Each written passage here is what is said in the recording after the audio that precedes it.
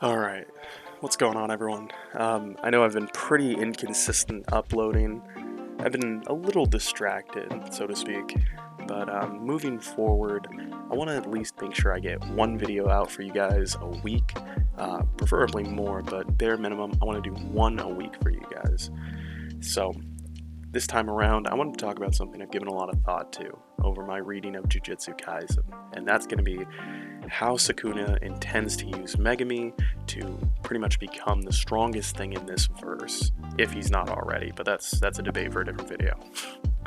Now, the first big moment of foreshadowing we get on this is when Sukuna is finishing up his fight with Megami. He acknowledges that Megami is using shadows to basically physically manifest his Shikigami. Now, right after thinking about this, he wonders to himself why Megami would run from the Finger Bearer. And Sukuna can't just be overestimating Megami's raw strength or fighting ability in this, because he had fought both Megami and the Finger Bearer minutes apart. So in this case, he has to be talking specifically about the 10 Shadows technique, because as far as he knows, that's pretty much all Megami has, either his hands or his 10 Shadows technique. And this makes a lot of sense, because it's very plausible that Sukuna has better knowledge of this than Megami himself.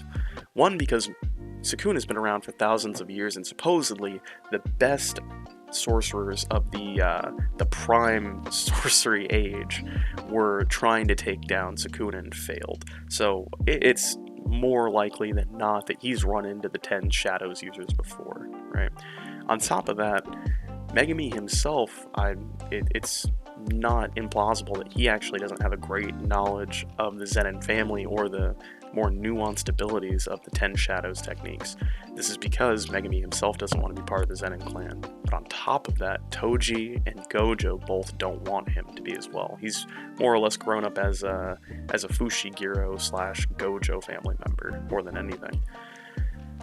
Even further to this, he actually has less knowledge on the Zenin clan than Gojo, weirdly enough. So we see here that Gojo was telling Megami, basically giving him a history lesson on why the two heads of the family hated each other for a while. And this was because the previous Six Eyes user fought the head of the Zenin clan, which was also a 10 Shadows user, and they stalemated and killed each other. And Megami actually took this to mean that the 10 Shadows user either brought out Maharaga or something similar, something that was stronger than the Six Eyes user, and that Shikigami during that ritual killed both of them, which was pretty much what was going to happen when Megami tried to bring out Maharaga until Sukuna came and saved him, right?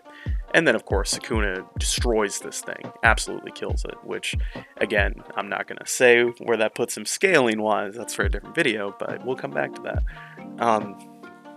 In this case, we see again that Sukuna comes in, he deems it necessary to fight Maharaga, keep both Megami and the little, I forget his name all the time, the little luck sorcerer alive, so that way, Megami can do something for him, right? And another side fact, so Sukuna actually goes out of his way to think that apparently he believes that Maharaga could have possibly beaten himself, when he first fought Megami, when he only had 1-2 fingers, right?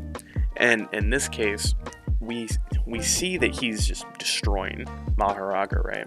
But we don't know if Kenjaku is actually still weaker than Sukuna at this point. And if he is, bringing out Maharaga would have been the end of our absorbing friend, our brain-hopping friend, Kenjaku over here. So I actually think that gives us more than enough to understand what Sukuna's up to here. Sukuna seems to want Megami to invoke a ritual and basically trap Gojo or Kenjaku, his two biggest threats. So right now, Sukuna is arguably the strongest in the verse, barring Kenjaku and Gojo. Now, if he can use Megami to invoke a ritual and make those two fight a Shikigami stronger than both of them and kill them, then obviously he's the strongest in the verse by default. All the challenges to his throne are out of the way.